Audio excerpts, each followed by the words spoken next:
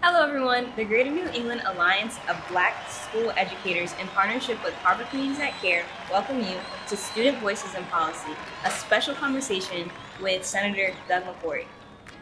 We're here to discuss how education issues impact both educators and students alike. My name is Zhyon Benjamin. And my name's Symone Rose. We're thrilled to be here today. Now, Senator McCrory, again, thank you for being here. And knowing your extensive background as both a teacher and principal in this region, what were some of the most significant issues you've observed for students, particularly Black and Brown students, in your previous roles? Wow, that's a very good question. And thank you for having me Black Educators of New England and HCTC. That's a good question. I think as an educator, I observed a number of things for our students, especially being an educator in the city of Hartford and also working in the magnet school system. I find that our children are very bright. I find that our children actually and their parents want to learn. They want what's best for their children. One of the things I think that's been striking me over the years is the fact that many times we don't, and I say we as adults, we don't raise the bar high enough for our children. I think children they will meet any desired level you expect of them. So I believe our expectation of our children has to be high as educators, because I know and they know that they can accomplish anything if given the right options and opportunities. So I think raising the bar expectation is very important for our young folks. And that's one of the reasons why I became a legislator, because I wanted to be that voice for children and families in my community who I knew had the ability, but don't always have the access. I like that answer. Now, to piggyback off of that a little bit, how do these experiences shape your priorities and decisions as a state senator on education matters? Wow. So again, like I always say, I'm a product of North End Hartford. Grew up, born and raised in North End Hartford. Went to school in North End Hartford, kindergarten to 8th grade. Left the North End Hartford, went to the South End for high school. So for me, education is everything. For me, it's more of a calling. It's a responsibility and obligation to go back into my community where I was born and raised, to work and teach. So for me, again, it's something that I believe in to the highest degree, and also the fact that I'm given the opportunity to give back to the community that gave so much to me in the field as an educator. I'm an educator today because I have a strong Black male educator in my life when I was an elementary student, who demonstrated what the responsibilities are and those of my right in front of me. So it's important to be a role model, but a real model to young people in our communities. I was proud to say that, as I live in Hartford, North End Hartford, people would walk by my house and they say, you know what, somebody in that house is important. I know somebody in that house is important because I see that person's face. I don't know, a lot of young people, I don't know what he does or do, but I've seen that face and I know that's important. And that builds character so the next person from my community can do the same thing. Seeing as you served as state representative, how has your background as an educator affected the policies that you choose and the policies that you push forward? Yeah, that's a very good question. So what most people don't know is I am an educator. I've served on the education committee for 19 of the 20 years I've been here. And I am now currently the first Black chair of the education committee in the state of Connecticut. So I know education. I think I'm the first actually chair that was an educator also. So I bring practical knowledge and experience to the table when I'm discussing policies. I'm not thinking about what can happen or predict what may happen. I know because I've seen it happen. I've seen what our kids know. I see what our kids need. I know what's important for them to be successful. And I say kids, not just kids like you, but all kids in our state. So when I sit there and chair a committee, I'm talking from experience and actual real-time knowledge because I'm still in the education profession. Do you have any examples of those that you've championed or policies that you have really pushed for? one of the most proudest moments as an educator was about 3 years ago when we passed legislation in the state of Connecticut that required Black and Latino history to be taught to our students in the state of Connecticut. We're the only state in Connecticut that requires our children to be taught Black and Latino studies. Not only that, I'm proud of the fact that I passed legislation requiring financial literacy to be taught to our students in high schools. Because I know at a very early age, our children, our young people need to know how to deal with what? Money, and how to invest money. And when you do that at a very early age, you create what they call generational wealth. So you learn the value of a dollar, what a dollar can do for you. Unfortunately, many times in our community, we start working at an earlier age. We don't even know what that thing called FICA. You get that, they take it out to check. We're like, why they take that tax out? You learn that in Connecticut because we teach financial literacy. There's some other things that we were able to get accomplished. One of the big things I want to do, and I have done over the years, I know it's very important to have Black and brown teachers in the classroom. So I've worked my entire career to make sure we expand and create more Black and brown teachers in our classroom, because all the research says that all children learn better when they're taught by a diverse teaching population. So we will be able to increase the number of Black and brown teachers in the state of Connecticut over the last 5 years since I've been chair. Now, as students of the Greater Hartford area, we experience this education system firsthand.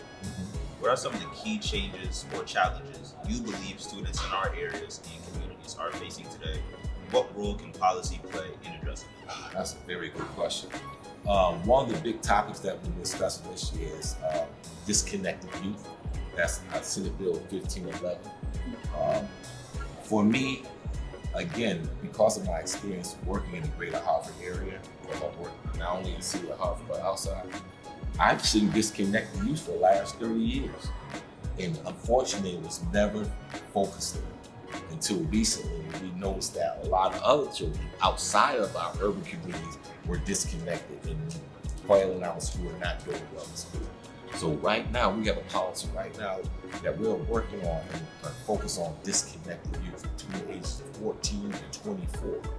14 to 24-year-olds, and provide them opportunities for employment, but not just employment, wraparound services. Because a lot of our children, young folks, are dealing with mental health issues that we don't even know about. And not only them as young people, their families are also. So what we're doing is putting out grant opportunities for organizations to work with our school systems, to work with our children who are quote-unquote disconnected, provide wraparound services not only for them, but also for their families. That's a good answer for you? I'm pretty good. So Even in Wednesday. All right. So seeing as Senate Bill 1511 aims to increase funding for education in these high-need students, can you explain specifically how this impacts students in the Greater Hartford area for those that go to these underserved schools?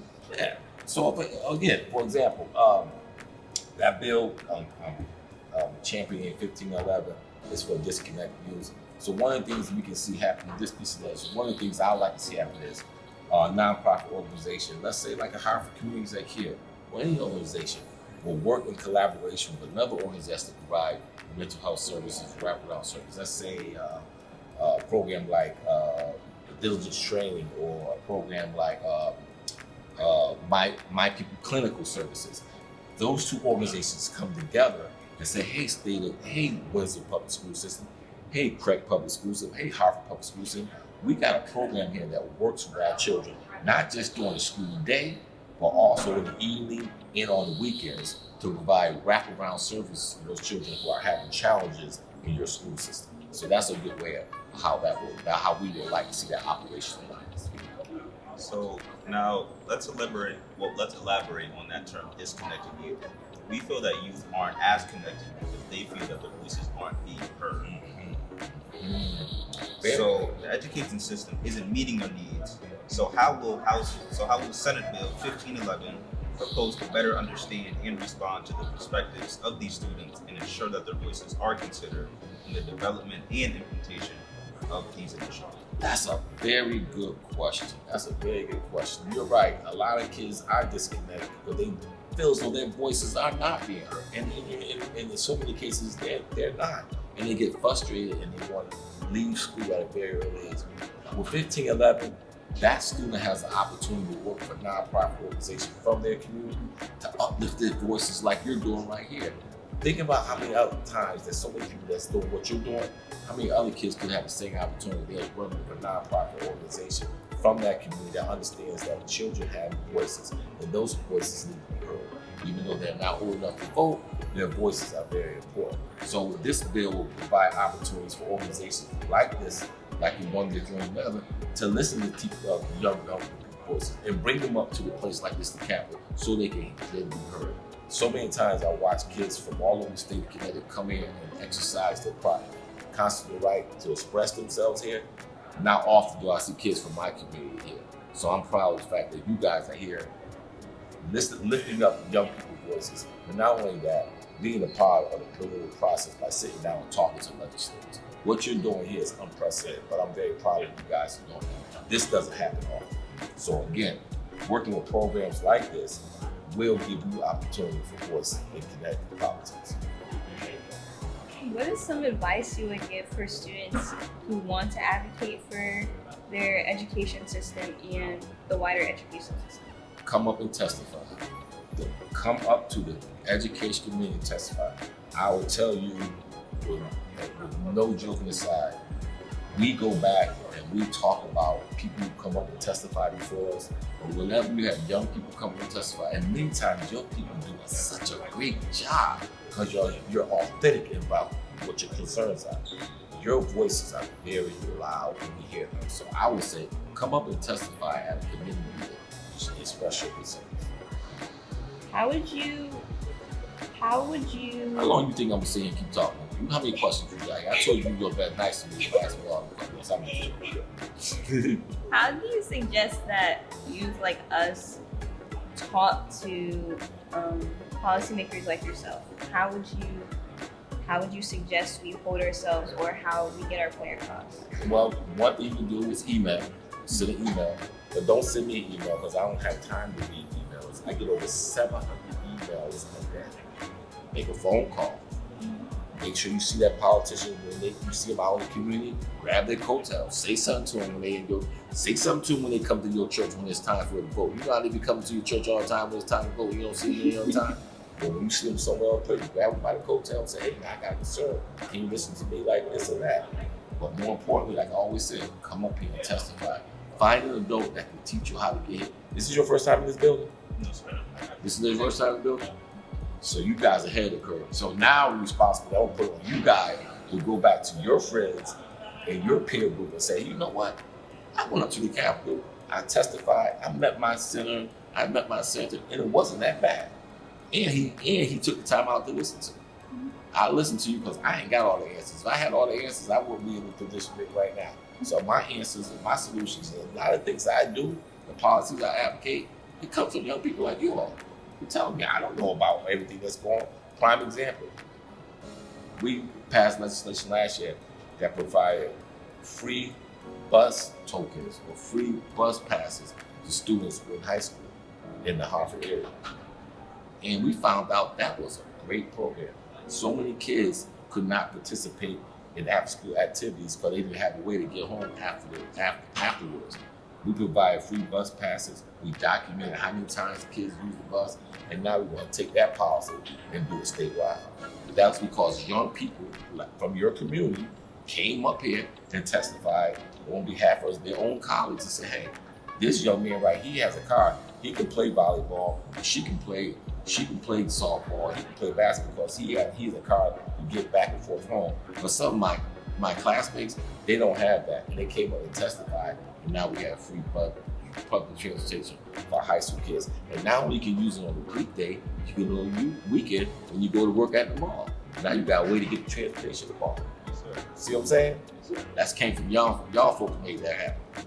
All right, now we got two more good ones for you. Bear with us. Considering your unique vantage point, what are some of the most important areas you see education policy needing to evolve in the coming years to better serve students in the Greater Hartford area? particularly preparing us for the future businesses and job market in this rapidly changing world? That's a very good question. What I would say as we move forward, the reality is I realize that every kid is not going to want to go to college. College is not for everyone. A lot of young people have their reasons why they don't want to go to college. Oh, I want to have all that debt, What we did this year is also, you realize that we have free community college in the state of Connecticut. So you can go to our community colleges for free in the state of Connecticut. What I propose this year is also provide that same scholarship type of money for free extended education for trade schools.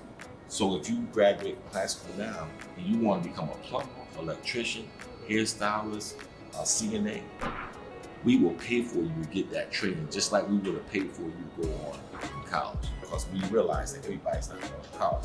But one caveat to that, there was a study that came out last year. We are failing when it comes to our young black men in higher education. They are vanishing. They're not showing up. They're not going. And many times we talk to them at a very early age, they don't see the value of going to college, which is terrible. I would say, I know it's not for everybody. We cannot just take that step. College is extremely valuable. Over your lifetime, you will have more money. You also have more resources to pass on to the next generation.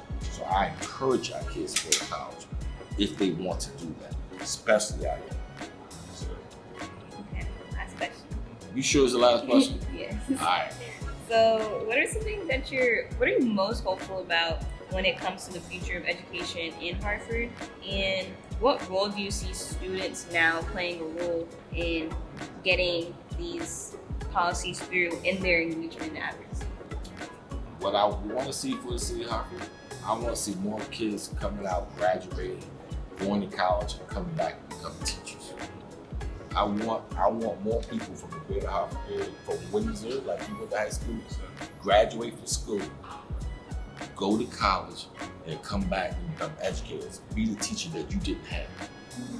That's what I want to see as the future. All right?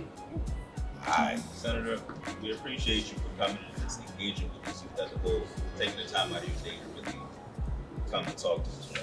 Yeah, I appreciate you for having me, man. I'm glad I found time in my busy day to do it. This has been probably one of the best interviews I've had in my 20 years here. Honestly, I joke you not, you guys did an excellent job. Thank you. We appreciate you taking the time. And hopefully young people, they see this interview and step their game up. All right? Nice to meet you, brothers. Yes, y'all knocked it out. Thank you. Y'all did good. Appreciate it. Thank you for joining us on the Student Voices in Policy, a special conversation with Senator Doug McCrory, presented by the Greater New England Alliance Black School Educators, in partnership with Hartford Community Bank. We hope you gain a deeper understanding of the challenges and opportunities in education today. Until next time, keep learning and keep growing.